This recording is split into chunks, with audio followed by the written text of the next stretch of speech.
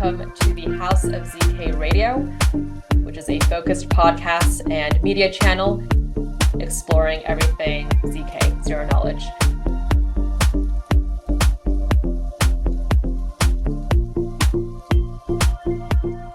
I'm Alice, education lead at ZKM.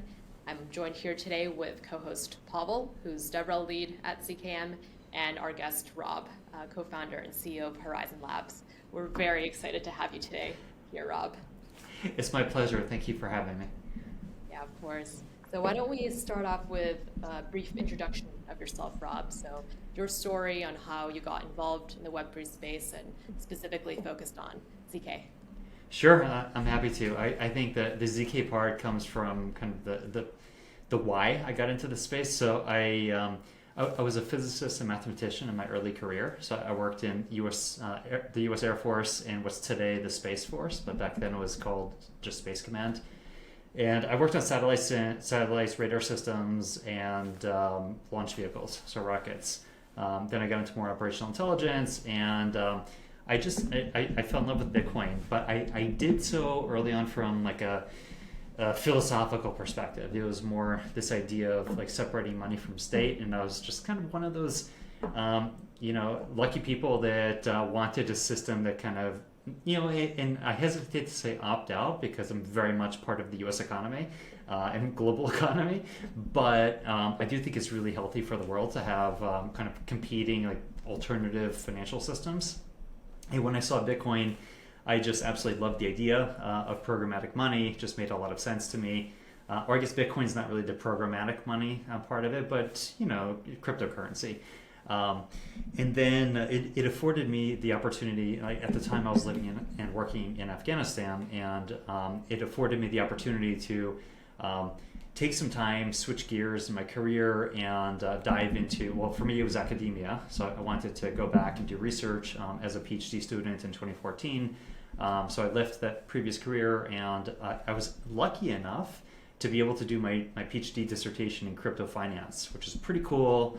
And like even just seeing like the kernel for me of, and you see how it like flows through my career, was I just thought that this whole crypto thing that we're doing, we're creating like alternative economic systems, alternative financial system, and I saw its highest marginal value in places like Afghanistan, or places, in the classic examples that we like to give as an industry, and we've been using them since the beginning, by the way, talking about Venezuela, talking about other countries that have kind of, bad governance. You just call it bad governance. And, that's where we saw kind of the highest marginal utility for crypto. And that flowed through my kind of PhD career. I got hired back as a professor to teach a couple of courses on Bitcoin and blockchain.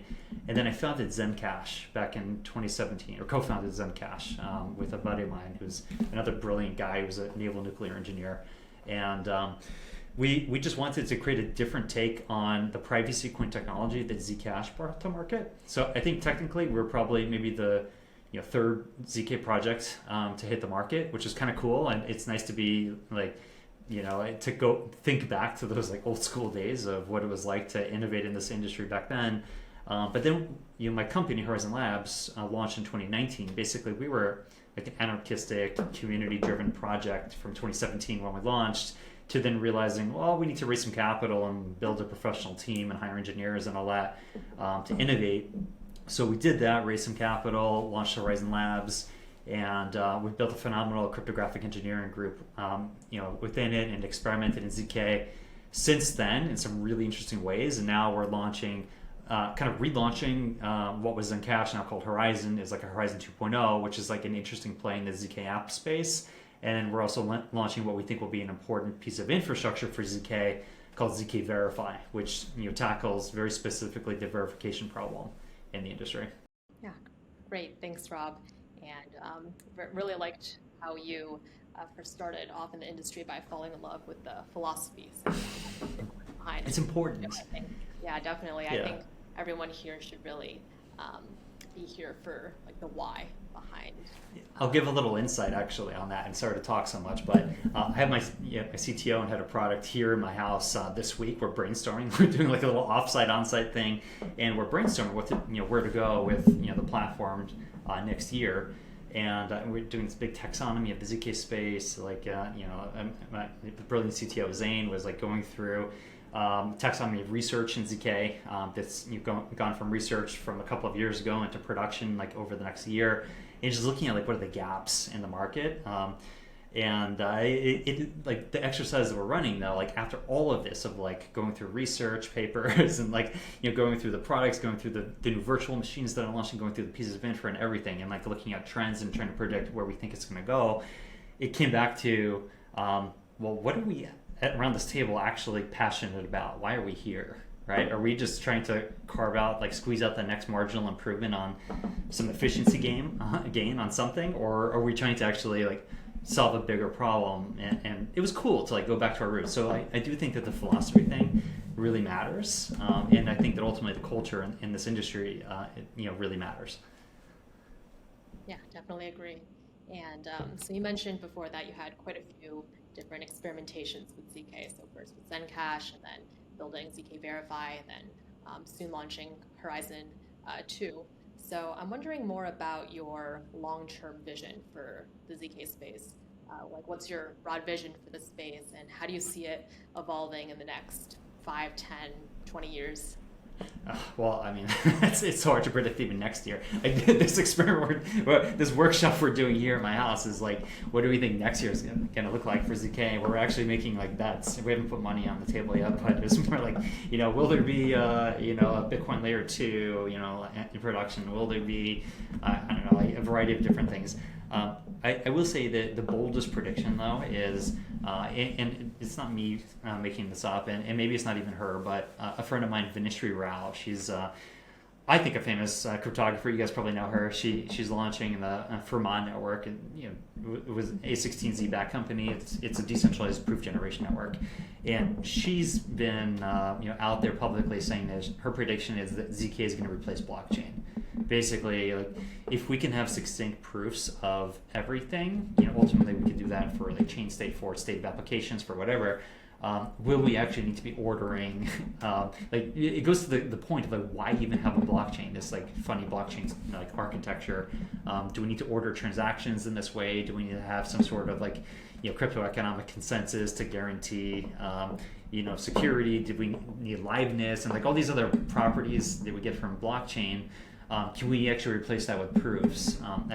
That's the most tantalizing thing for me, and I tend to think like if I'm going to have a belief and just kind of predict the future, it would probably be that proofs can replace a lot of different things out there, probably even the things that we take for granted as blockchains today.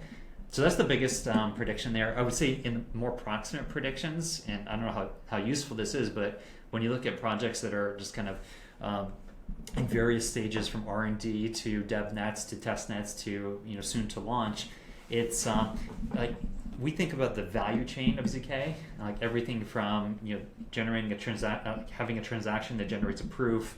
That proof, you can do different things. You can aggregate proofs, jam them together, and then ultimately you can verify proofs. And we think that every stage of the value chain is being optimized right now. And like what we're doing with zkVerify is meant as an optimization for the verification layer, right? It's meant to like do verification better, faster, cheaper than you could do anywhere else. But every part of that stack though is being optimized from the proof generation on the proof generation side, from virtual machines that generating proofs, from like Rust code that compiles to like a ZK circuit, to hardware that's being designed to just like accelerate ZK proofs so that they can be more usable, to even just like how we think about different proof systems, to then aggregating proofs like with things like AgLayer, with things like Niebuhr that are trying to do like universal aggregators. So there's a lot there, and the interesting thing is that a lot of these projects and technologies are maturing over the next like 1 to 2 years, and I think that that's going to make just ZK much more usable overall. So that's my prediction, is ZK will be much more usable, and therefore the applications will be more interesting and accessible. Yeah, we're definitely accelerating towards that stage. We've seen so much progress even the past like couple months, so it's going to be very exciting. And that point that you made about like ideally maybe in the future having succinct proofs for many different applications. I personally am very excited for proofs for any kind of general computation. So even for off-chain applications, like non-blockchain applications, that's what I'm personally most excited about. Yep. Pavel, I'm not sure if you have any thoughts on that as well. Yeah, I guess like a follow-up question is, I know you worked on some of the privacy aspects of ZK, and then there's the essential like general general purpose like transparency, verifiable computation. Um, do you see, I guess like a lean towards uh, one side or the other, or do you think that they're working both in tandem in terms of the future outlook? It's a really good question, actually. So if you get to like the different like broad classes of applications for this technology, clearly privacy it has for me been a long time favorite, kind of application. But it's not the only thing. So clearly, like zk is also used for scalability in a massive way with the L2s, and then the verifiable computation stuff. Interoperability plays with zk, so that you can actually have kind of like verifiable bridges across different platforms, different registries for assets or chains. Which of these would play the most? I think we see the most money going into L2s now, and we see a lot of money going into various like virtual machines, zkVMs. So if we follow the money, maybe those are some of the most useful things that are out there. But I do think that some of the more interesting use cases are on like verifiable computation, like you said. I have a feeling that this is going to be a really important application area. I haven't seen applications at scale yet that really prove it out, but it is something that we're really looking at, and it's on the table for us of like one of those areas to maybe like look at very deeply and see if we want to catalyze a little bit using our system. So I'm not sure yet, but I will say just from like a personal perspective, I do think that I believe that DeFi will play a very important part of finance in the world longer term. And I think tokenization will. So basically, like on-chain finance, I think will be very important, increasingly important. And I think that having privacy, starting with like a ZK ID, like some sort of personal identifier to prove uniqueness as a human being, and then linking that with your on-chain activity in a privacy-preserving way will be really important. So I'm having a hard time personally, and it's funny that we're talking today on like our brainstorming day internally, because we're talking about all of these things. Yeah, great. And more specifically into the privacy application within ZK, I'm wondering if you can speak more about, in your perspective, what like privacy looks like in today's world, our current status quo, and maybe how ZK can help play into that. Well, the fact that Pavel Durov was just arrested in France for running Telegram. Again, I'm reserving judgment because I really don't know why. It doesn't seem to make sense. So I would say that privacy isn't something that's greatly respected in large parts of the world. And I think that that's problematic. I think that every human being should have kind of a right to privacy. But like maybe we can even caveat that to say that if you're not doing anything illegal, like you ought to almost axiomatically have a right to privacy. Now, where does that stand today? I do think that the traditional financial system has been designed quite intentionally to solve other problems, but like fundamentally to be kind of surveilled constantly. So like traditional finance is a system of pure surveillance that's quite good. It's effective for its goals of surveilling, the global financial activity to basically, prevent things that, certain governments that built the system don't want to happen. We can think of let's give them the benefit of the doubt and say no one wants terrorism, no one wants, like cartels to be heavily capitalized and do bad things and all that. So it works, reasonably well for preventing some of these use cases, but clearly is not good enough because clearly there's still a massive amount of activity happening, but we're still all suffering from the lack of privacy and like the full surveillance that happens there. So then we invent something like Bitcoin, and then we do invent things like AMMs and DeFi, so we can do finance on chain, and we originally thought that Bitcoin was private. At least that's how we talked about it as a community, was that Bitcoin was the kind of privacy preserving thing. But then we realized it's just pseudonymous. It's not anonymous, right? Because you can correlate human beings to their online tags or their addresses. when we realized that was kind of broken, then the industry tried to do some things about it, like mixers, whether it's kind of an off-chain mixer to built-in on-chain mixers to different protocols like CryptoNote to Snarks to whatever to introduce privacy on-chain. There's some of these things that do a really good job of that, but I still think that now I don't know if this is kind of an adoption problem of like products just not being good enough there, but we don't have for the most part we don't have a lot of privacy in DeFi or on-chain activities. Like Zcash has been doing well recently, but still in the grand scheme of things, Zcash is valued much less than Bitcoin, right? So to me, that's just a signal that it doesn't have nearly as much adoption as Bitcoin.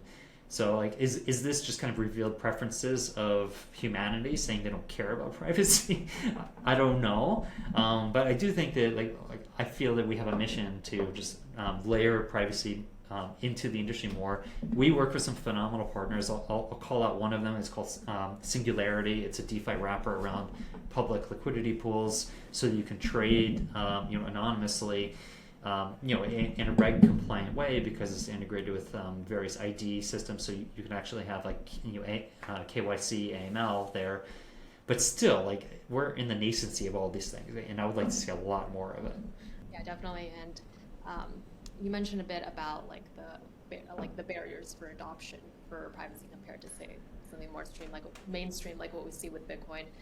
Do you have any ideas of what those main barriers could be, and maybe how Horizen Labs is helping to address them? Another really good question. Again, like very relevant because we were just having a brainstorming session about why we think dApps in general haven't been adopted as much. And some of those things are, so there's also like a trust thing. So like one could say, and maybe my mother or people of her generation might think, they trust the bank. They trust these financial institutions that are regulated, to at least have some recourse that we expect their behavior to be correct behavior. They're not going to just blatantly steal from us, right? So there's that. And there's this kind of inherent lack of trust in a decentralized setting. Like we have some team members who are anonymous publicly, like we obviously know who they are, but like, from like a user's perspective, you've got some anonymous devs behind a project. Why would you trust that relative to a bank where you can walk into the branch in the morning? I think that that's an inherent thing. There's also clearly regulatory risk. And I just heard that OpenSea was, given a Wells notice by the SEC today. It's like the great news just keeps on coming. I do think that there's a rational expectation or a rational fear that people have that this is a great regulatory environment that is just being enforced almost randomly and arbitrarily. And, who likes their assets to be destroyed by like a random enforcement action, because there's a lack of regulation in the market. And then there's always the product feature type of reasons for why things haven't been adopted. And this is where companies like mine could get in there and like maybe try to create better products that people might want to use. I don't think we've necessarily done the best job there in it, and everything from like, back in the day we used to say like, if you guys remember those like Bitcoin QT clients, that people would use as wallets. We used to kind of say like we build products like by nerds for nerds. It wasn't really meant for the general public. I think that historically has been a problem for us, but like those types of things we should expect will go away over time as more companies come in. But like this kind of arbitrary enforcement stuff from agencies like the SEC, it hurts the market. Like it hurts companies. Like we're a U.S. company. I don't want to move offshore. I want to run my company in the U.S. We have an office in New York. It's great. We also have one in Europe, but I want to stay here. But it does have this kind of like cloud or maybe this sort of Damocles kind of feel as an entrepreneur when there's so much uncertainty. So I think all of these things, sorry to be long-winded, but Alice, I think all of these things come together to just make adoption harder. Yeah, 100%. And on that topic with the uncertainty, regulatory risks, even the lack of regulation in the market. What do you believe we can do to help balance? Typically, the government really wants transparency with privacy, which is typically what users want. Can you talk a little bit more about that kind of relationship and how we may go about with balancing both? I think in theory it's easy. In practice it might be a little harder, but the theory would be something like you have a robust system of zkIDs, these zero-knowledge like identifiers or services that link a human being somehow to some like on-chain or digital identifier that can only represent that person. And once you have that, and assuming that it's privacy preserving, then you can integrate that into any type of application. So you can have like the ability to participate in like a DAI vault or different like DeFi protocols.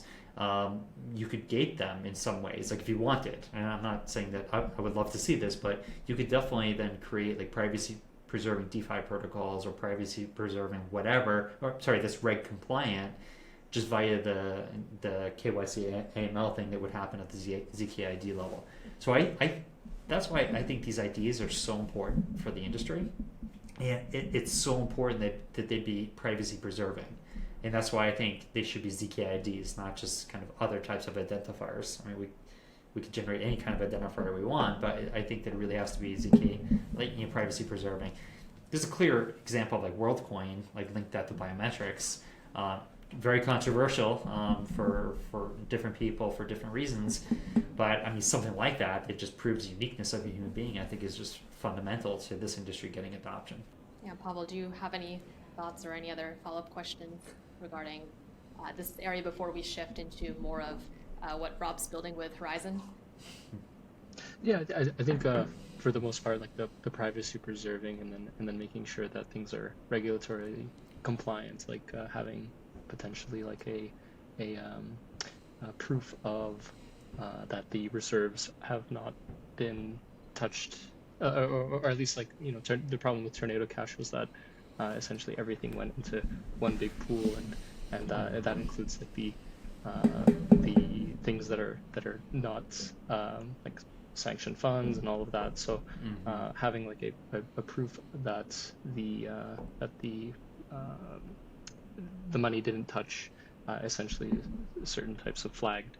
I think that would, building in these types of tools, and especially, we can do that with zk as well. So I guess like everything I think zk is building towards that future of privacy preserving verifiable applications, and it's good to see that everything's working towards that tandem in terms of like efficiency, proof generation, and verification as well. So everything is building towards that same goal. Totally agree with you. Yeah,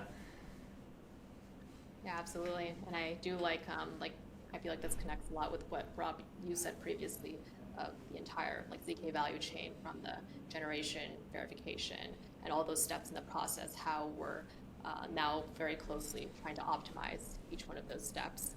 And hopefully that will make proof generation easier, make the applications a lot more mainstream for more people. So very excited to see where that goes in the future. But wanted to shift gears into, Rob, what you're building specifically with Horizen. So I'm wondering if you can speak a little bit about specifically what Horizen Labs is building, maybe some more insights with Horizen 2, and really what sets you guys apart from other players in the space. Totally, yeah. So Horizen Labs is building three things right now, and two things that are kind of big things that we're doing ourselves, and one that we're doing in partnership with Off-Chain Labs and Arbitrum. So the Horizen Labs, the name indicates, we are the team that a bunch of the team members and devs that work on Horizen. So Horizen is one of the projects that we support quite heavily. And what we're doing there, so Horizen is a really interesting one, because, like I said, it was the third zk project ever launched.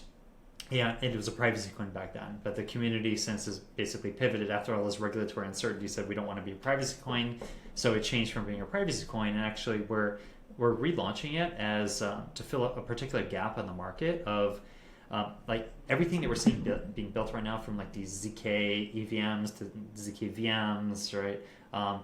They're all doing things that really like target the roll-up market on Ethereum, or L2s, or they're trying to target other developers who might want to like dev in Rust and just have that auto compile to a circuit that then can be verified on Ethereum or somewhere else. What we're doing with Horizen is we're actually positioning an EVM with precompiles in there for easy native proof verification in the chain. So it's kind of like there's precompiles for alt BN128 elliptic curve on Ethereum today, but no others. So this is adding others. So it's kind of like an interesting way that if you need different elliptic curves and different precompiles to make your ZK apps cheaper, faster, you would want to build on Horizen. And we're actually going to launch this thing. Like we have a testnet date in November. I don't know if I'm allowed to say that, but that's where we're gonna release the testnet for this thing. But it's basically meant to be this environment for all of these ZK applications where they can live very cheaply and actually get kind of scale with each other, because you'll obviously have a bunch of ZK IDs on there. You'll have private DeFi on there. You'll have a bunch of other things that will benefit from being there with each other and all sharing this common technical base. Now, they're all built on zkVerify. Like this whole thing, this system, and the reason why we can always make it just very competitive on the verification side is because Horizen, we call it Horizen 2.0, is being deployed on top of zkVerify, which is the second big project that we're working on. It's a universal proof verification layer. So it's meant to take in any type of zkProof from any type of system from anywhere, and then verify it dirt cheap and fast, and return the result of that wherever your product needs it. So again, like a universal verification layer for, and TBD on what it's going to be used for. The first set of applications that we're finding it works really well for other ZK infra layers that generate proofs, like proof gen networks. This is kind of a complementary verification network. And then a whole bunch of ZK applications, everything from verifiable computation with cloud companies to like private DeFi to like we have one partnership with kind of like big RWA partnership that actually needs verification for part of its architecture. So there's a lot of things there, but like it's just meant to be a really fast, streamlined verification engine. So those are the two big kind of Horizen like ecosystem oriented projects. And then Horizen Labs is because you can probably tell by the shirt that I'm wearing of the Bored Ape Yacht Club, we've been involved in the ape ecosystem for a while, and we're partnered with Arbitrum and Off-Chain Labs to deploy Ape Chain. Now, the synergistic thing there is zkVerify is built into Ape Chain as well. So it's actually an interesting thing. So that like in-game privacy, like Ape Chain is being positioned as like kind of a premier gaming platform. Because I mean, obviously, it's related to some big game studios that are part of that ecosystem, and we integrated zkVerify so that any of those games that want privacy in game will be able to easily do it. So those are the three big projects, all very much ZK related, at least like our participation in them.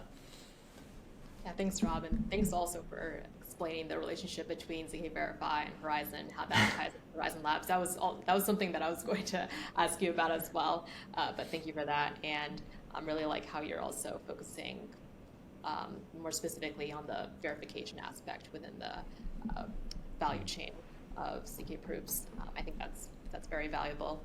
And going on the topic with the precompiles for the your guys' built-in precompiled verification contracts, I'm wondering if you can speak more about the benefits of using these built-in precompiles rather than, say, like writing custom contracts.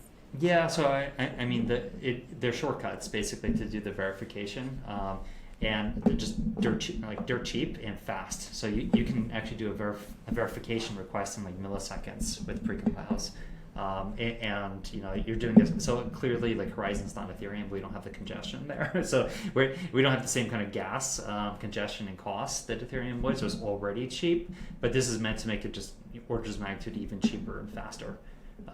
Now the way that we're doing it actually, so there's kind of like under the hood for this ecosystem is we're using Substrate as the framework that we built this on. So the module framework is Substrate, and we've built basically all the verifiers or palettes integrated into Substrate is basically like modular palettes.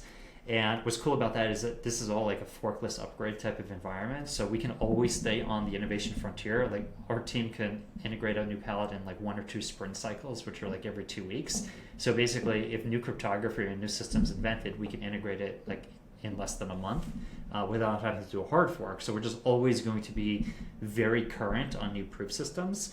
Now, this integrates with like zkVerify sitting on top of that. There's this XCM bridge that Substrate comes with that can actually pass information between zkVerify and Horizen, the EVM Horizen. And so we've got precompiles baked into the EVM, but that's for like, as we add precompiles there. But for new, like basically zkVerify is meant to be the really fast deployment system. So that'll always be, kind of ahead of the curve on adding new proof systems. And we'll have this generalized function call there, so that if a zk app were to launch on Horizen and require different cryptography that's just not already in a precompile, it could use the generalized function call from zkVerify. So in combination, Horizen and zkVerify are meant to be just a super fast, efficient platform for doing anything zk. Yeah, and it sounds really great that you can have this integrated, like any new proof systems or cryptographic primitives in less than a month. Whereas if you wanted to do it on SML one, it could take, like Ethereum, it could take a few years before it's implemented. So I think that's a very, very big. Well, I mean, here's an example: is we have one partner on our go-to-market that just needs different cryptography. So they have such a large volume of proofs being generated that it's just too costly to use LPN 128. So they proposed an EIP for a different curve and different precompiles, and it was just ignored. Never got accepted. So what do you do? Like, you've got this product that you want to launch that just you can't launch with this. So they're actually going to build what we have today as zkVerify on their own. And when they found out we're doing it, it's cool. We'll just work with you guys. Yeah, awesome. And Pablo, you have any more thoughts regarding that, or any more follow-up questions?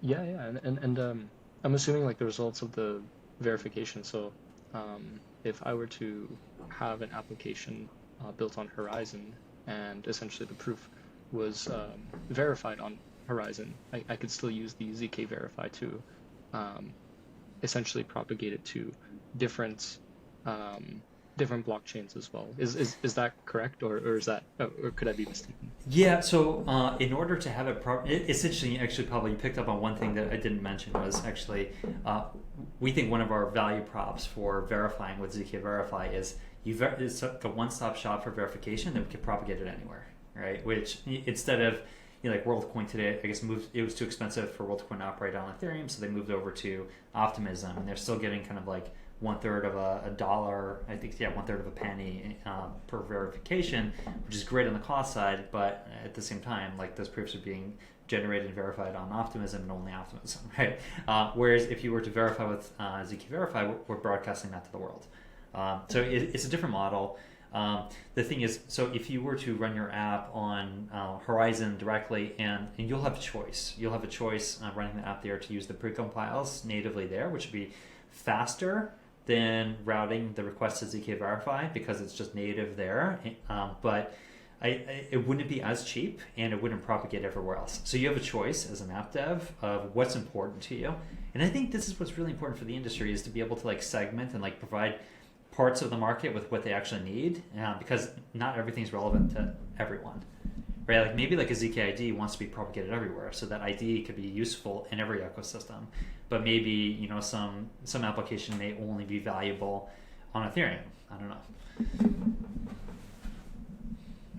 Yeah, Got it. Perfect. I like that option of choice, and that providing essentially that aspect of like, do you want cheaper, faster proofs, or do you want this proof to be essentially available everywhere? I think that's very important. Yeah, me too. Yeah, that customization aspect as well, I think, should be like prioritized in a lot of projects. And I do like the idea of being able to propagate anywhere instead of just staying siloed in just one ecosystem.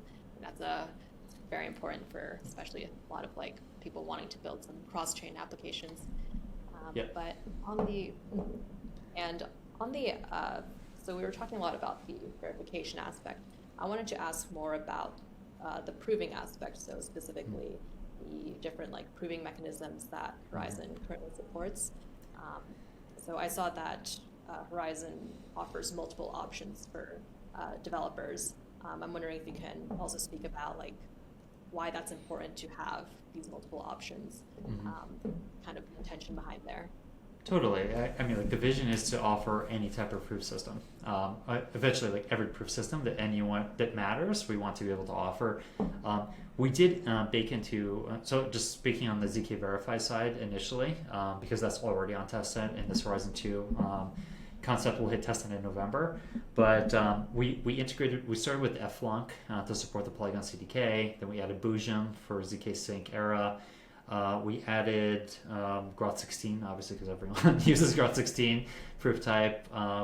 We added UltraPlunk recently to support our big private DeFi partner, Singularity, and SP1 we've integrated. So basically, we started with like the big ones that we had kind of demand or partners already that wanted to use. Now that we're partnered with, like the Fermat proof generation network, we're basically, the way I'm looking at it is I want our ecosystem to sort of mirror these other proof generation ecosystems, because like ultimately we just want to service the demand, and the demand in a way is going to come from the proof generation side, and we don't do proof generation, right? Like you would go off-chain for proof generation, and you would use one of these proof gen networks or some other specialized hardware to do it. And we're just kind of the kind of mirror verification end. So we took a stab at what we think is important just based on our initial go-to-market. But ultimately, our vision, though, is we want to be able to verify any proof type from anywhere, right? So ultimately, it'll be everything, and it'll be market-driven. And then ultimately here, like we're building an ecosystem. We don't just want this to be like, we're not a company deploying a tool here. We incubated a project that we're spinning off into a community, and now we're basically bequeathing to the community the dev tools so that they can add new proof palettes. So we'll see what the market does, and there'll be a market for that as well. It's like we want the tokenomics of the system to be such that you add a proof system palette, and that palette gets used. You actually earn revenue streams from its usage, which is a different concept, right? Like, how else do cryptographers make money? Right? It's we have to support our cryptographers, guys. Yes, we do. We don't give them enough credit. Exactly. They also need to be appreciated. I do agree with that. And also just thinking about when you were talking about the importance of having like a more modular approach, and you're also using Substrate for a more modular like proof verification layer. I'm wondering if you can speak more about the advantages that come along with that modular approach. Yeah, for sure, right? And I can tell you our lessons learned over the years. So back in the day when we launched our first project, Zencash, it was experimentation was at almost like the parameter level where we would worry about like, okay, we're going to differentiate because we're going to be GPU friendly, or we're going to differentiate because we're going to have a different POW algorithm, or or something like that. It's changed completely, because the stacks back then were basically you fork some Bitcoin derived repo and you start building or changing your parameters. Now everything's framework driven, and like there are just dominant frameworks that have made the industry so much more dev friendly. And the common frameworks that you can think of, like everyone thinks of the Cosmos SDK, there's Substrate, and now if you're trying to launch a blockchain based project, you would grab one of these frameworks, because why would you care about like innovating at the network layer? Like, it doesn't make sense, right? Why would you care about consensus when there's already like a lot of different types of consensus? Just pick what works for your use case. So now you can actually think more functionally. Like, what's the function we're trying to bring to market? Grab the framework, add your function to it. That's where we are today, and I can tell you it's a completely different story. So like, where one of the projects I sort of alluded to it when I said just we've been innovating in zk for a while, or building in zk for a while. One of the things we built was a very innovative networking protocol. Basically, like it was like a zk version of Cosmos, was the way that we were thinking about it, and that you can network different chains together with zero knowledge proofs. And we didn't get product market fit on it, I think, because we built everything from scratch, which is stupid. Like it was a completely wrong approach, guys. We would not do it today. Like with zkVerify, we started with a framework, and we just focused on that one innovative piece. Like we're adding proof verifier palettes because that's what we do, right? That's the core innovation that we have. Whereas back then, we literally took the Ouroboros Prowse white paper that like IOHK wrote from math theory, and we implemented that white paper into code, which was like just the wrong architectural approach to this. So going modular is hands down has changed the market, and maybe we were a little bit slow on our uptake of that, but now like it takes us like way, like we were able to, like the product development process, like if you consider zkVerify a product, for instance, we brainstormed the idea last September, and we had a working prototype up with 2 different frameworks competing with each other by December. So it was really interesting that like in, what is it, like 2-3 months, we were able to go from like brainstorm idea to like 2 prototypes that were competing with each other, so we could figure out which framework we wanted. And we chose Substrate because it outcompeted the Cosmos SDK version of it. But that's like building a blockchain prototype in 3 months, which is nuts, compared to like the old world where you would like build everything from scratch. So that's why we go modular. And then like the final piece of that is we've been operating L1s for a long time, and like hard forks suck. You should not want to ever do it. Like if you can avoid a hard fork, because these ecosystems are communities of hundreds, if not thousands, of participants, from exchanges to tools to on-ramps, off-ramps, whatever. And hard forks, you have to coordinate with all of them to get them all coordinated to the same, new piece of software that you're releasing. Now, with the modular framework that we have with zkVerify, we just implement a new palette for a new verifier, and that's a forkless upgrade. It's amazing. In like a month, we've got that baby into production, which is just completely different than the old way of doing things. Yeah, definitely, and definitely also kind of resonate with your points on like picking exactly what you need for your use case, utilizing those frameworks instead of just building from scratch. Only focus on what matters, right? Yeah, exactly. And on the discussion about just the proof verifier palettes that Horizen is building, I just wanted to scope out a little bit on the topic of outsourcing proof verification. So in the case of, say, like rollups, like zk rollups, what's the benefit for them in outsourcing that proof verification, having them operate independently with another proof verification chain? This is an awesome topic, guys, and exactly pertinent because earlier today in our brainstorming session, we literally had like a little bit of a blowout over this topic, and like in a healthy way. And I think we came to exactly the core of it, because like obviously the big zk rollups today, their view of the world is you do proof, your proof must be verified basically where, the system operates, like at the L1 level. Like you would only verify the proof on Ethereum, for instance, for your rollup. And they view any other kind of deviation from that as kind of a loss on security, basically. So we talk in terms of, well, zk is all math-based. We want, like pure mathematical verification of what we're doing, a pure mathematical verification that all of the operations that happen at the execution, like off-chain, are mathematically correct. Really what they mean, though, and what's really happening is, yes, the verifier is mathematically correct, but it's being run by the crypto-economic security guarantees of Ethereum, or the L1 that you're operating on, right? So like basically the rollups like have value at risk that's already at risk at the security level of Ethereum. Yeah, and they're okay with that, obviously by definition, because the entire system's on Ethereum, so they're okay with the crypto-economic security on Ethereum, which is pretty good. So basically, by adding the verifier onto Ethereum, they're saying like we have equivalent, essentially it's an equivalence of risk, and now we can mathematically verify everything with the same kind of risk equivalence.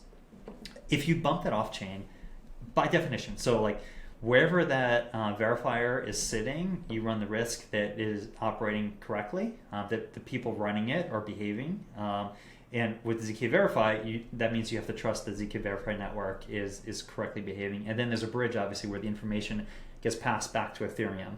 So there's 2 sources of risk there. You've got the risk of the other modular blockchain here, zkVerify, and you've got the risk of the bridge in some way being incorrect.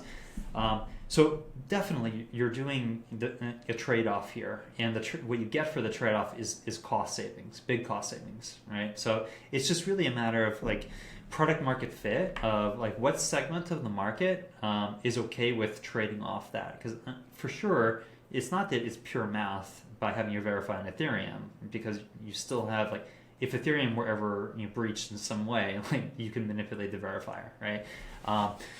But here there is this trade-off. So the way we look at it is sort of a spectrum. Like on, I look at it as like a population distribution on an application that has kind of like a sliding scale of security requirements. And there's obviously another dimension of cost, and for some people it's perfectly fine to take this trade-off. Now, we recognize there's a trade-off. So actually the feature that we were just talking about was actually doing an ag service on top of that. So you could actually, we call it like a checkpointing system. So we'll have near real-time verification with zkVerify, but maybe there'll be some kind of at some frequency we'll actually aggregate and verify natively on Ethereum. So it's a trade-off. It's a very explicit trade-off that we're very transparent about. Is if you want 4 orders of magnitude cost savings, use zkVerify, but you can actually toggle up the frequency. Like if like if you need cryptographic security at the level of Ethereum, you can do that every 30 minutes, every 60 minutes instead of every 2 hours with maybe like another aggregator that your L2 does to try to lower costs. So that's the way we look at it. And then if you put that in practical terms, like the example that we've been turning around was maybe you're a lending service, and you're willing to lend people money like in microloans, with verification every 12 seconds that comes in from our network, but you're only willing to bump that up to $1,000 plus loans, with cryptographic verification on Ethereum, like every 30 minutes. Right. So there's different types of like combinations of use cases here, but like the valuable thing that zkVerify brings to the table though is choice, and choice for developers. They can make these deliberate trade-offs for their use cases. Now, if you need new type of security that just doesn't, new type of cryptography isn't possible on Ethereum, use us. If your use case isn't possible on Ethereum, because of cost, based on your proof system, you'd use us, right? And there's a variety of other reasons for why you would want to use us, but maybe checkpoint with aggregation periodically. So that's how we look at it. Sorry for the long-winded answer, but actually it is philosophical, because if you look at the state of research of what everyone's doing, they're, like the roll-ups, what they're doing is they're just assuming that you have to couple verification on the L1. So all their research is going into how do we lower the cost of generation, how do we aggregate, and then still ultimately verify on Ethereum. Mm-hmm. Yeah, just a point of expansion. I think Arbitrum Nitro has that same like thought process of, there's Arbitrum 1 where they essentially are like one-to-one posting all data to Ethereum. But in this case, Arbitrum Nitro has the data availability committee. And so, that committee agrees that the data is there, and that significantly reduces the amount of data that has to go onto L1, reducing the cost. And these are, very important for things like games, where the cost per transaction is needs to stay low. So I think definitely having that ability to choose what service you want, and then having that ability to even regulate that choice, like how often you want this to be posted, I think is a really cool innovation, and very important.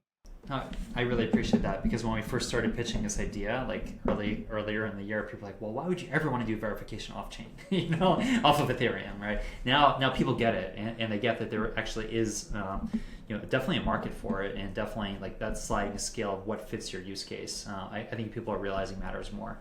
And Rob, I really appreciate you also for mentioning those trade-offs. Like, we really, in an ideal world, want to have everything like low costs, high security, centralization, but in reality, it's just not practical.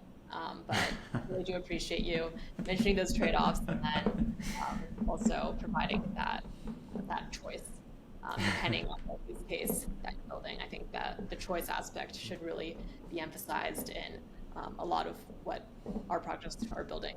Mm-hmm. Well, thank you. Yeah, we'll at least be honest about it, and then it's your choice if you want to use it. So. Exactly. All right. Well, I think as a last kind of closing question before we wrap up, for you, Rob, how can any interested parties who are listening to this episode get involved with Horizen? Well, if you want to build an app, we have bounties. That would be great, actually. So I would say I've been doing a little fundraising for zkVerify, and that's been a big focus of my time. But I'm switching now strictly to applications, use cases, go-to-market, traction, things like that. So I'm kind of getting back to my roots here, like what I care about personally. I want to see use cases that actually are important and matter and make people's lives better. So I would say if you're a dev and you're interested in kind of privacy use cases or use cases with zk crypto, we would love to work with you. And there's a variety of areas. We could work on the Horizen side, we could work on the zkVerify side. The cool thing is we're going to actually have 2 grant programs that are actually synergistic. So you can actually, for the same app, you can earn 2 grants, which is kind of cool. I would say on the community side, so here's kind of the rallying thing is, I do feel that these communities need a point to rally around, like a culture or philosophy to rally around.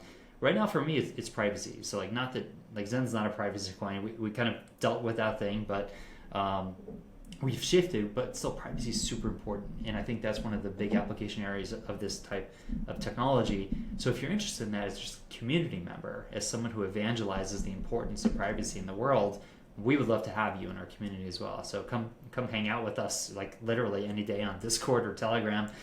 We're there, and that would be a really cool way to connect. Obviously on Twitter X and any of these other platforms as well. And we'd just love to hear ideas. Yeah, great. Thanks so much, Rob. And thank you again for all of your great insights on all of the topics you mentioned, like with your takes on privacy, Horizen's building for their proof verifier palettes, off-chain verification, all of those. I think the audience has a lot to take away from. So very much appreciate you for being here today. No, thank you for having me. I was excited for like another dedicated zk podcast is awesome. Like we need more of this stuff. So guys, awesome job. Thank you for doing this. So